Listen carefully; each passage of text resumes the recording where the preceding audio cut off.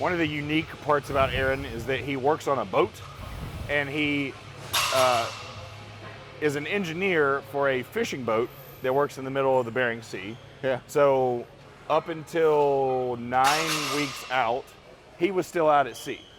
So navigating his prep has been a much more difficult and interesting process than most people who would just work a regular 9 to 5.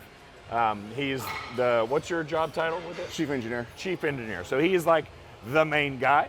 When shit goes wrong, they go to him. Yeah, but so the buck stops with me. Yeah, so stress gets really high, right? Stress gets really, really high up there. And now that makes it a little bit more difficult for me to do certain things. So with that in mind, we were originally planning a show a while before this, but things just weren't lining up well. Work was kind of kicking him in the teeth. So we had to look at we had to take a bit of a different approach with his prep, of pushing him really hard while he was here, kind of pulling him back a little bit while he's on the boat.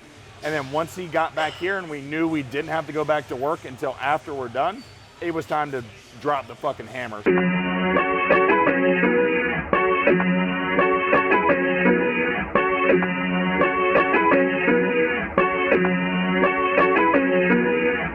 thought I was bluffing, where you at? I came here for vengeance, watch your back. No need to defend, I'm on attack. Sorry they can't reply, but I guarantee they had a blast. Pop, pop, pop, pop, I be on the next to only ya. I am fresh to death, just call the coroner. So we're gonna get Aaron warmed up first, and everybody's seen a straight arm pull down, but the difference here is the intent of the exercise. So while we are working the shoulder, the lat, those kinds of things that we're obviously contracting, the main focus I want him working on is trying to improve his overhead positioning, right? So I'm trying to get him to keep his shoulder away from his ear, and at the top kind of stretch from his scapula and from his serratus. So at the same time, he's gonna get a little bit of contraction at the back, so we kind of pull things back this way, so when you go to press, it's a little easier. But we're also gonna improve that overhead stability or overhead mobility by opening it up with an exercise instead of just having him like arbitrarily stretch something. So by loading this, we can strengthen those muscles and joints in their end ranges so that we can be more stable when we go to other movements. Give me 2 more. Yep. Reach. Good. Keep that shoulder down away from the ear at the top. Yep. Good. Good. Set it down. The other thing I really like to focus on here is just trying to get a little bit of external rotation. Like everybody will have their arms go this way, that way, they'll go this way, but nobody ever really trains this, right? And when we're pressing, our chest and shoulders and lats are all internal rotators. So what that means is over time, you'll see bodybuilders that walk around like this, right? They're hunched. So I want to get him externally rotated before we go drive a bunch of internal rotation with these other movements, right? So all he's gonna do is a basic face pull. And the intent, again, is not necessarily working the muscles, but working the joint position, right? So just trying to strengthen his shoulder in that externally rotated position so that we can go and do the other stuff without pain. Yeah. No, still rotate. So I still want you to rotate back, right? But you're pulling from here. Good. Good. Try to rotate that fist behind your head as much as you can. I'm gonna lower that weight. Set it down. Yeah. Good. 2 more.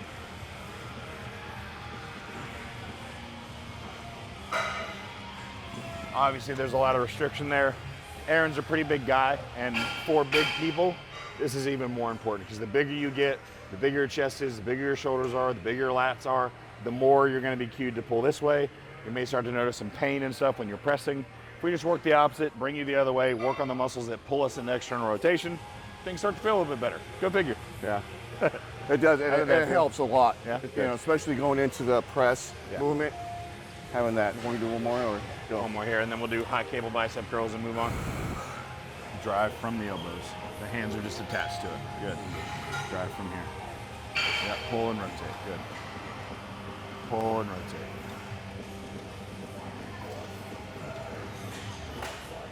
So another opportunity to drive external rotation is a curl, a high cable curl.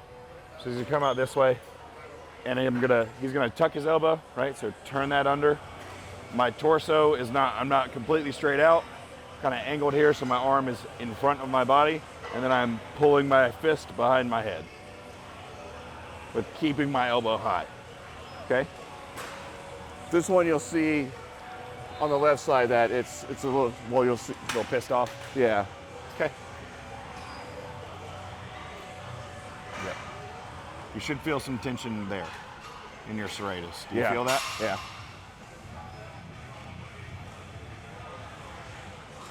Bringing it behind the head, right? Yep.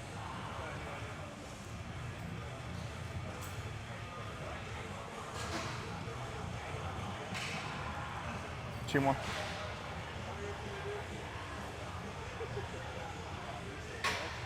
Good, switch sides. Solid. So yeah, he's getting external rotation, working on that shoulder, but we're also loading the bicep a little bit. This move has helped me a ton when it comes to like feeling better when I press. Drop down. There. When you drop down, did you feel more tension here? Right. Yeah. So that serratus tension is kind of what we're looking for here. Oh yeah. Feel that pinch right there. One more. Good, cool. So dumbbell lateral, talked about this in other videos. We'll put it at the beginning of the beginning of the workout, just because it is heavier here, and this is where we're weaker. So prioritizing it at the beginning allows us to get more output.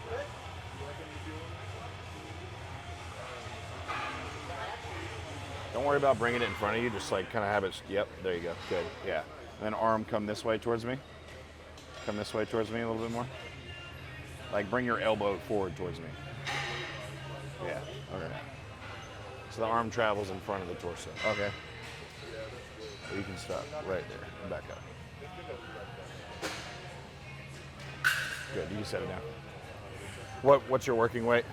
35s. Okay, have you been tracking? Yeah. Okay. Yeah. It's You just can for put warm those up. Cool. Let's get one more warm up. Make sure everything feels solid. Yeah.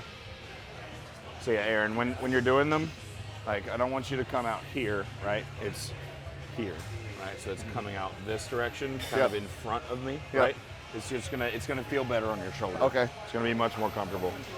Chest supported and non-chest supported. Chest supported is gonna be a little bit more difficult because you can't really, you'll see people start swinging when they're just doing a dumbbell lateral. There's no opportunity for momentum. It's a great option for him to use while we're in prep because it doesn't allow him to cheat too much, which could cause injuries, pain, or maybe he pushes himself too far when his food's low, and now we can't get him out of a recovery hole. So let's go ahead. One more. Yeah, so arm comes this way. We're 2 weeks and 4 days. Yeah, 2 weeks, 4 days out. So I'll let him talk about it a little bit more, but one of the unique parts about Aaron is that he works on a boat, and he is an engineer for a fishing boat that works in the middle of the Bering Sea. Yeah. So up until 9 weeks out, he was still out at sea. So navigating his prep has been a much more difficult and interesting process than most people who would just work a regular 9 to 5. He's what's your job title with it? Chief engineer. Chief engineer. So he's like the main guy. When shit goes wrong, they go to him. Yeah. But so the buck stops with me. yeah. So stress gets really high, right? Stress gets really, really high up there. And now that makes it a little bit more difficult for me to do certain things. So with that in mind, we were originally planning a show a while before this, but things just weren't lining up well. Work was kind of kicking him in the teeth.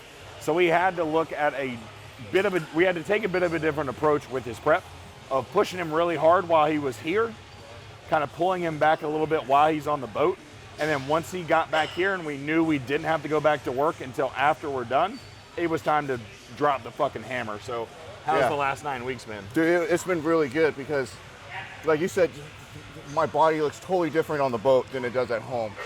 And then from knowing that there are bumps in the road when I'm out there, and things happen. You know, I miss meals, I can't train, the weather, My gym gets piled up in products, so there's a lot of stuff that plays in effect of my prep and training, on the boat. So what you did last time was getting me ready right before I left, knowing what you're wanting me to do. Right. Put us in an awesome place when I came back. Right. So it worked out really good. Right. I'm really happy. Right. Sit your first set. But yeah, we were in a good spot when he went out to the boat, and like he was in a good enough spot, but it was a matter of making sure we stayed in that good spot while he's on the boat. And then when we got back to land is when it was time to drop the hammer, bring the food down, introduce certain compounds, that kind of thing, just to make sure that we are nailing this thing. And so far, like, I would say this is your best look. Would you Absolutely. agree? Yeah. Absolutely. I mean, I'm heavier, and I would say almost twice as lean as I've ever been going into a show. Right. With more size. This is more our tissue. This is our second season together, but last time I was just doing training. He was working with Dave Palumbo at the time. And you look great. I get great look, and Dave did a really good job. But I think we've been able to bring something a little bit better this Absolutely. time. For sure. Because I look at the photos in the videos of last year's, and it's like it's shoulders, thickness, back. It's all increased. Yep. Which I've learned so much from Nick as far as, don't do too much is too much, right? Enough is the right amount.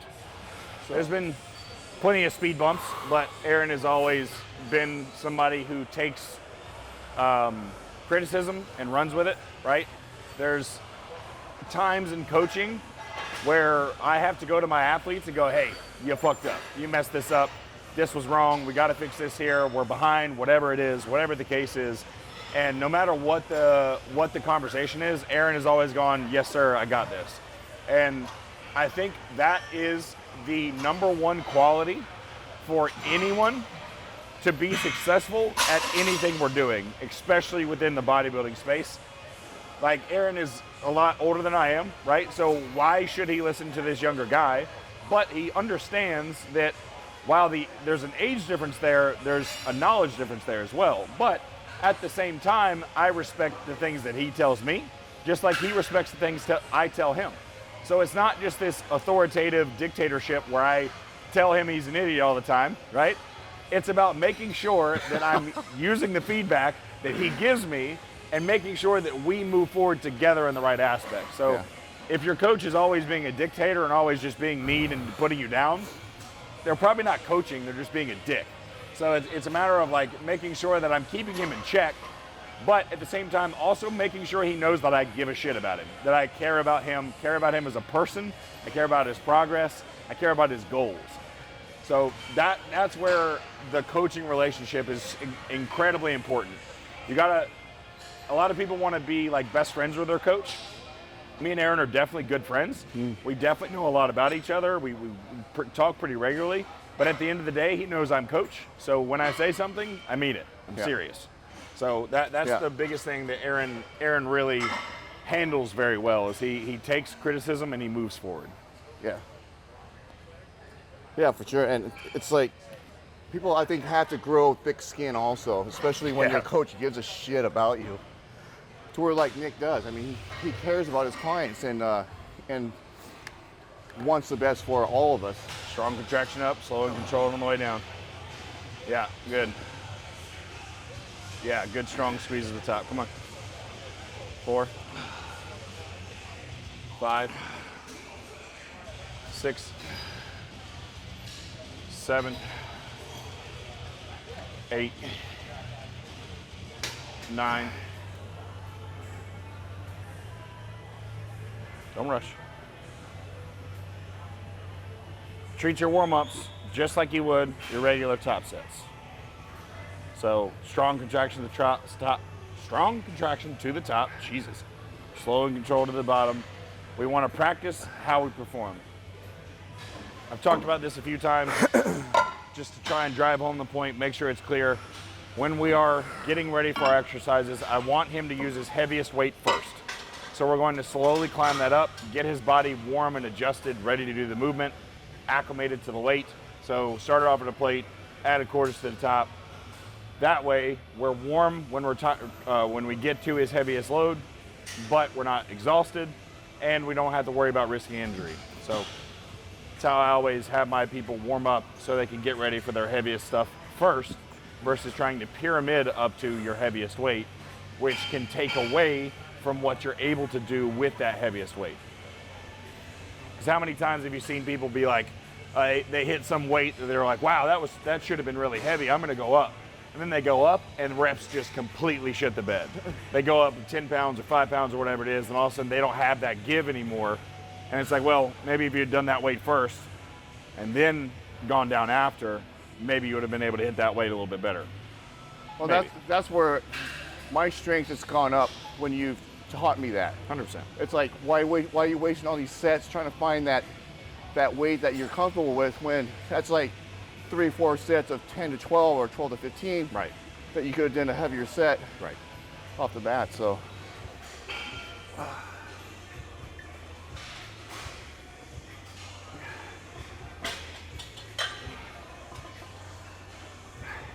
one more.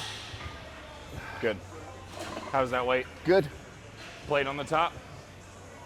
Yes. Okay, cool.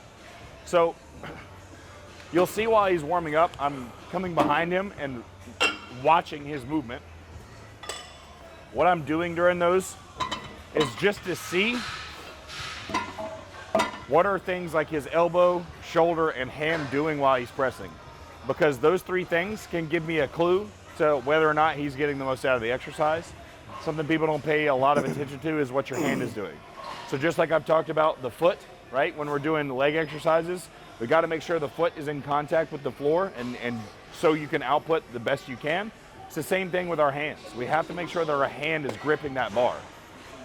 My friend Danny LaMartina was watching some of my pressing one day, and she noticed that as I got to the top, my pinky would come off and I would push into my thumb, right? And what that's causing is more rotation. So then when I would try to press, I'd just get pinching in the front of my delt. And she said, hey, just keep pressure on that pinky. And that pain would away almost immediately. So when we look at the small things like that, sometimes we can find areas where we can improve things that may be causing pain. Or maybe not as much contraction of the muscle, or maybe limiting how much load you can do. There's all these different things we gotta pay attention to. So while he's warming up, getting ready for the exercises, I'm not just like arbitrarily letting him do things. I'm paying attention to his movement patterns so I can adjust anything before we get in a set. Because if I sit over here and go like, he's in the middle of his heaviest set trying to focus on hitting the weight, and I give him a cue in the middle of that set, that's gonna fuck him up. So I try not to cue people while they're doing the exercise. I wanna cue ahead of time. But his pressing looks great, so I don't have to cue anything. Something I get asked pretty often is rest periods between sets. There's some people who will give you a set time frame and go 60 seconds, 90 seconds, whatever it is. I think people get too caught up in that. So I typically tell people, rest as long as you feel you need, and then rest a little bit more. The things that I like to focus on when it comes to knowing if you're rested or not is breath rate, heart rate. So if I'm still sucking wind, I probably need to rest. If my heart is still pounding out of my chest, I probably still need to rest. And that is going to vary based on the exercise. It's going to be based on, like, Aaron right now is, what was your weight today? 203? 203, yeah. So Aaron's 203, I'm 250, right? So the body weight difference, he's probably going to recover faster than I am between sets on things. So all of these things make a difference. If I tell Aaron, hey, rest 60 seconds between this set and hit your next one, maybe he goes, shit, my breath's still out of, I still haven't caught my breath. I still haven't brought my heart rate down. But Nick said, I got to do this. And now he hops on and now he loses reps. So I always tell people, rest as long as you need, rest just a little bit more, and then hit your thing.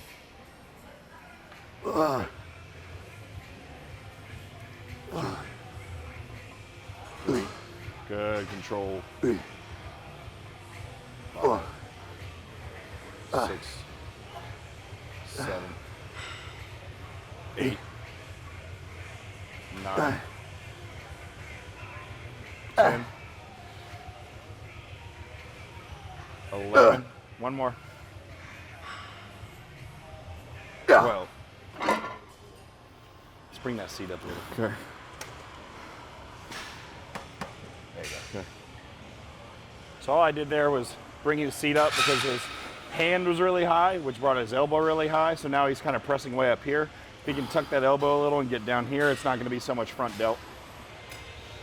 What's been the biggest difference for you with previous preps to this one working with me? More food. That's good. I'm able to eat. It's giving me more food than I've ever had in my. Even though it seems minute, but it's still enough.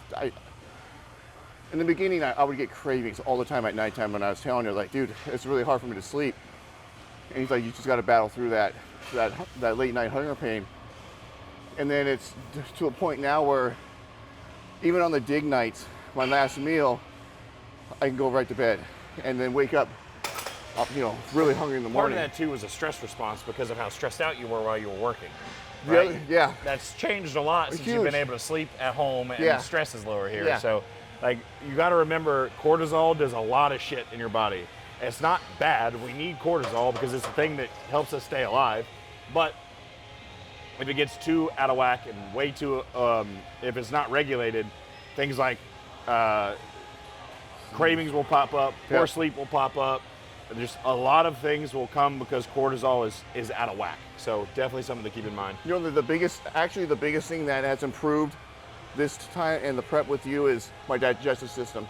And it's like clockwork now. Good. And it's like, I don't feel that bloated, heavy feeling. My gut is, Happy. Yeah, it is. Good. So Good. It's super important. We'll talk about that after this set. 3, 4, 5, 6. Don't rush out of the top. 7, 8, 9. Wait. We aimed for an 8 to 12. He went a little over. That's fine. We'll keep that weight for second set and roll again. Aaron, one of the things that we've had to really work on is the judges' feedback last time is that his waist was a little wide. So a few things we can do to help improve that. One, bigger shoulders. The bigger his back and shoulders are, the smaller his waist looks. I don't know why I can't talk today. The smaller his waist will look. But also, the point that he just made about digestion is super important, because if he's not digesting his food properly, he's going through the day with not necessarily an extreme amount of bloat where he's uncomfortable, but even just a slight amount of bloat, that is inflammation in the stomach. That is going to make it harder for him to be able to pull his waist in. It's going to be harder for him to be able to hit his vacuums so that we can pull the waist in. So it's very important to make sure that while we're focused on getting progress, we also have to make sure that we're getting progress with the gut. So off season, on season, when we're in prep, it's a little bit easier because food volume starts to come down. Your gut's not having to process as much stuff. So it's definitely really, really crucial when we're pushing food in the off season to make sure the gut is healthy. But prep, it's also super important so that he feels comfortable when he gets on stage. Because if he gets bloated before we go on stage, that's going to be a problem, especially for someone who's been told, hey, your waist is a little wide, you got to accentuate everything else. Yeah. So focusing on highly digestible foods, making sure he's getting his vegetables in, using things like glutamine to help out with the gut lining. Yeah. Fermented foods, if you like those. Those are the kinds of things that we have to really pay attention to make sure that he's processing all of these things appropriately. You know what I found that when I started using it after you mentioned it, that ox bile, Yep. it's like a game changer. It was like it's like clockwork with that. Yep. Even with Dave's fiber lyses, I believe in that 100%. Fiber's great, yeah. But the other things that you recommended, it just helped everything, the whole process a lot better. Like betaine HCl and ox bile. Ox bile will help out with bile production, which is part of your liver, right? Which helps with breakdown of fats. A lot of times people won't be able to digest fats well, and their stomach just gets really heavy. So ox bile will help with that, and then betaine HCl will help out with the acidity of your stomach so that it can break everything down a little bit better. If you're someone who has a high acid issue, so you get heartburn or reflux, betaine's probably not the way to go, but there are other things we can do. But for someone in his case that was having some digestive issues, that didn't have issues with the reflux and that sort of thing, giving him the betaine helped out a lot to just get his body processing through that food a lot better. Yeah, it did, for sure. The disillusion, I guess, of going fish towards the end of prep, what's your take on that? I think it's stupid. I mean, like you can do fish, that's fine, but like just saying that fish itself is going to make you leaner there's no merit to it. So like I dieted my whole prep with chicken. I've talked to Branch, he never used fish. He thinks it's stupid as well. Like there is something to being able to bring down fat in the diet. And yes, that can help out with fat loss, but it's not because you switched to fish. It's because the overall fat content of your entire diet went down. So you don't have dietary fat coming in. So things like your brain that run off of fat, that need fat stores or that needs fat for energy, fat for fuel, and whatever other processes we're doing where our body is trying to burn through calories, it's got to go to burn something. So if you have an excess amount of fat coming in from the diet, it might not go towards your fat stores. So a strategy for getting somebody leaner is pulling fats, right? So if you are someone who is really sensitive to it and you need to go really lean, cool, fish is a great option. But I mean, we've had steak in the whole time. Oh, yeah. Right? Yeah, we've had red meat in the whole time. Like, there's not been any issues I look with forward to that. Good, 2 more, come on. Don't throw it, contract. Come on, squeeze. Yeah, good. Good. He asked if he's gonna warm up, and I always say yes, especially right now when he's really low body fat, risk of injury is a lot higher. He's already gone through other chest movements, so his chest is warm. I always like to have people at least do 1 warm-up set, same with myself, just to kind of go ahead and see what the muscle feels like today, like what the weight feels like, get acclimated to the new movement, not just jumping in straight to an exercise. Yep, pull this together as you stretch. Yeah, good. You feel the difference in the stretch though? Yeah. Pull the shoulder blades together. Good, you feel that? Yeah. Good.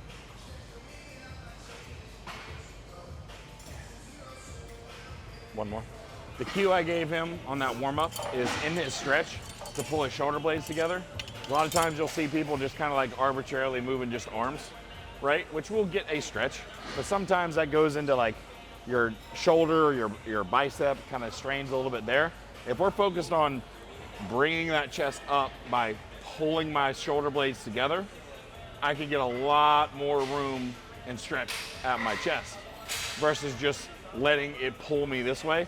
So I'm having him pull his shoulder blades together, push his elbows across. So that way we get the full contraction and the full stretch. Good, yep. 4, good. A little faster this way. 5, 6, 7, yeah, good. 8, good. 13, 14, 15, keep going. 16, 17, don't throw it, contract. 18. One more. Good. Go up a little bit on the way. Don't always have people go up on their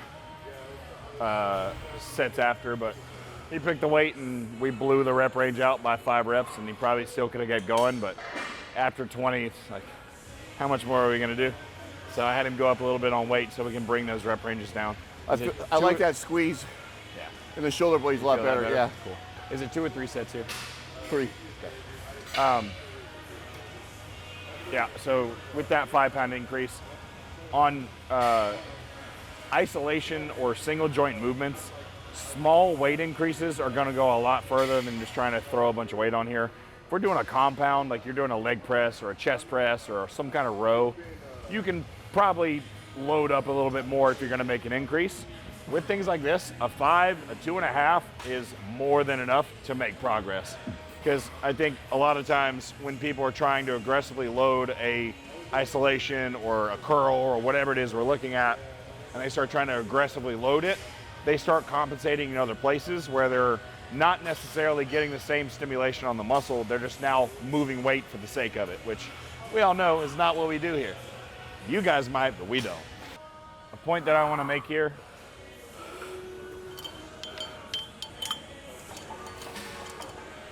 when you hear me talking about strong, smooth contractions, what you'll often see is when people are using a heavy load or they're getting close to failure on whatever exercise, they start to get this point where they, like here in the stretch or whatever the movement is, they'll they'll jerk, and then they're following through to finish the movement. So it looks like, right? So it's like real fast at the beginning. They're kind of like lunging into it or whatever the exercise is. They're putting some kind of oomph into it just to get it to move, getting ahead of themselves, right? Because they're like, oh, it's heavy, I gotta put something behind it. I wanna see strong, smooth contractions from the muscle we are looking to target throughout the entire set. So the more we can focus on chasing that deeper in sets, deeper and heavier weights, the better you're going to be able to get stimulus from the exercise and from the weight you're using. So don't get to the bottom. Like we're doing chest today, so perfect example over on the Nautilus. You can see at certain points he would start to kind of sling it, right? And then with that sling, he has to play catch up and reconnect with the tissue versus getting here and driving out smoothly from the chest, from the whole time. That doesn't mean I want him doing this super slow stuff because that limits load, but I want him to make sure that he is moving it from the muscle we are looking to target, not just moving things for the sake of. Like on this, if you're close to failure and then you're like doing something just to throw it, Yeah. it's so easy to tear something. Okay. Like you don't want to fucking rip that pec off the bone, right? So it's gonna come down to context, right? So typically, I'm going to let people go a little bit deeper into momentum with back work, with maybe a little bit of leg work, that kind of thing, where it's like, all right, I can put a little into this. Yeah. With chest stuff, if we start using too much like momentum, you kind of start to lose the emphasis of where we're trying to get it, and the risk of injury goes up. Yeah. Especially with like heavy pressing, any kind of thing here where we're coming out really wide and there's more potential for injury. Yeah. So it's kind of context based. Like momentum is not the enemy. We can use momentum. It's just using it in the right context and making sure that it's something that is productive, not negating what we're trying to do. I got you. Okay. Context is everything. 3, 4, 5, 6, 7, 8, 12, 13, one more. Squeeze. 14. Great job. Great job. One of the things you'll hear people talk about when they're doing cable work is it's constant tension. Yes and no. We can change how tension is placed by adjusting the cable, right? So if you look here, there's a 90-degree angle almost from the cable to my hand, right? This is where tension will be the heaviest, at the bottom. If I drop it down there, now there's not quite a 90-degree angle here, but it's similar. If I wanted a full 90-degree angle, I'd be here, right? So now this would be similar to the dumbbell lateral we did at the beginning, where it's lightest at the bottom, heaviest at the top. We've already done a lot of output. He's already trained laterals. He's already done chest, so his shoulders are probably a little bit worn out. So deeper in the session, we'll go here, where it'll be heaviest at the bottom, where he's strongest, lightest at the top, where he's weakest. Super easy. So that's where we can still use a lateral pattern, but apply it differently so that we get a little bit different result, a little bit different stimulus. Yep. Come a little bit more forward with the arm. Hit my hand. Yep.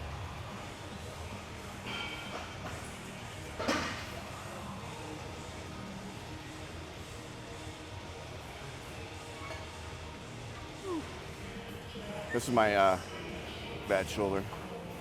Does it hurt? Just the starting point. Once I get momentum, You're good? yeah. Okay. One more? Good. This is my bad shoulder. Does it hurt? Just the starting point. Once I get momentum, You're good? yeah. Okay. One more? Good. Cool. stay there or go to 30? We'll go 30. Okay.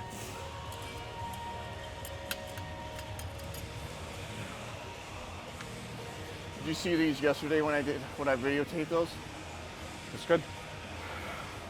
We had, it was really good lighting, so I just wanted to just to do them. Wanted to do some extra. Sorry, Coach. He's already been talked to about that. I already got my butt chewed about it already, so No need to do that publicly. no. But what I was telling him, just to kind of give everybody else the information, is he did a little extra shoulders yesterday. And I'd already told him we're planning on doing shoulders and chest today. So like, his food is not at a place where he has the recovery capacity to do multiple days of hitting shoulders, hitting like the same muscle group. So I told him, like, don't do that again. Yeah. Well, see, I not to cut you off, but me not even thinking that the food, I wasn't even thinking about the food, that I don't have enough reserve to even recover from that extra that I wanted to do or that I did. It just actually worked against me pretty much for today, kind of. Kind of. I mean, you didn't murder yourself, so that's good. But in these are the things that I'm telling you, most coaches won't even dabble into, won't even go into. So there's stuff like multiple different factors that come into like how high is our recovery capacity. Drugs, food, sleep are some of the most important ones, right? Those three things there are great. He's got drugs, we're fine. What he doesn't have is food, and sleep's probably not the best it could be, right? Because his leptin and ghrelin and his cortisol, they're all over the place. So he's gonna have more issues when it comes to getting good sleep. So we have to make sure that we're keeping recovery capacity in mind. So a lot of times with clients, I'll start to reduce volume as we get closer to the show, because we're not trying to create a muscle building stimulus. We're just trying to now use this weight and exercise to burn calories and keep muscle tissue that we already have. We are not building new muscle tissue right now. It is not possible when you're in a calorie deficit, unless you are coming from a place of like maybe you were super muscular before, you decided to quit training, to quit eating right and that kind of thing, you get super fat, and then you start back on gear and diet and all that stuff. Cool, if you're in a deficit at that point, maybe you could put on some muscle that you already had previously, but in most circumstances, especially right now where Aaron's food is, like your dig days was like 130 grams of carbs, which is decent, but it's not enough where he can build muscle, right? It's not, that's not what we're doing right now. It's fat loss right now. Yeah. So I have to give a shout out to my mentor, Dom Kuza. He has been absolutely critical in helping me have an extra set of eyes on all my athletes who are getting ready for Battle of Texas coming up. I've got Aaron, Stacy, and Blake, who you guys have seen in another video. Stacy will be soon. But I've been running all my stuff past him over the last month and a half. Been super critical in like helping me make sure that I'm making the right decisions, showing me maybe a different perspective that I didn't have before, and it's definitely paid off with the results I've been getting in my clients. So something I really want to drive home is I see it way too often where too many coaches just believe that they already know it all because they've learned a decent amount, and they might be really solid in like training, or maybe they're really solid in nutrition, but there's these other little small things that they're missing that leaves holes in their coaching where you could potentially be getting more progress out of clients. So don't be afraid to find a mentor, find somebody who can guide you, who's been doing this longer, who has the knowledge, who has the information that can teach you and guide you along. And there's nothing wrong with having a second set of eyes to make sure you're making the correct decisions. Stuff that Dom has helped you with my waist, as far as angling, you know, the exercise that we do, the diet, everything. It's gone down for the past 2 weeks, dude. It's bone now. Right. To where it's like, before I was a little bit skeptical, a little bit scared, but Nick, voice of reason, you know, calms me down. It's like, it'll come. So, which I believe him, but it's just one of those things you myself want now, right? Yep. But in due process, so trust your coach. And bodybuilding is filled with impatient people. It is a patient sport that requires a lot of patience, but every single one of us is impatient as fuck. We all want it now, and that's just Yeah. not how it works. 6, 7, 8, 7, 8, 9, 10. Don't go into the trap. 11, 12, 13. Good. The hand on the shoulder just kind of gives him a cue of reminding him not to start doing this. So I'm not like driving my hand down. It's just light pressure. Kind of gives a little cue to the brain of, oh shit, I got to keep that down. Tends to work pretty well. It helps, yeah. Get that the mind-muscle connection thing. Yep. I've touched on that a million times, where most people start to just rely on their trap to do a lateral, and then that's why everybody has big traps and no delts. So definitely something I'm very conscious of, because it's something I used to do, so I make sure that my athletes don't do it. A good point to make: when you are dieting and you're gonna do a show, there's gonna come points where we can get a good assessment of, all right, where are your weaknesses, right? So we can see Aaron is completely dieted down. Sometimes when people have excess body fat, it can kind of hide things. Maybe your weak points look like they're bigger and fuller, right? And then when you diet things down, you start to see, okay, it wasn't quite as big as we thought. So these kinds of times when I'm able to see Aaron in person, I'm able to see the check-in pictures and understand there's always going to be places where we can improve. So now I can look at him and go, cool, we need to continue to build more shoulders just to get more accentuation of a smaller waist. We need to build more arms to kind of fill in that frame a little bit. So these are the kind of things I'm paying attention to, so that when we are coming out of the show, I now know what I need to do to change his programming to make sure that we are getting better results every time we get on stage. So dieting down is a great way to figure out what areas do I really need to hone in and focus on in order to be better next time. 7, 8, 9, 10. One more. Good. Solid. Cool. Let's do some posing.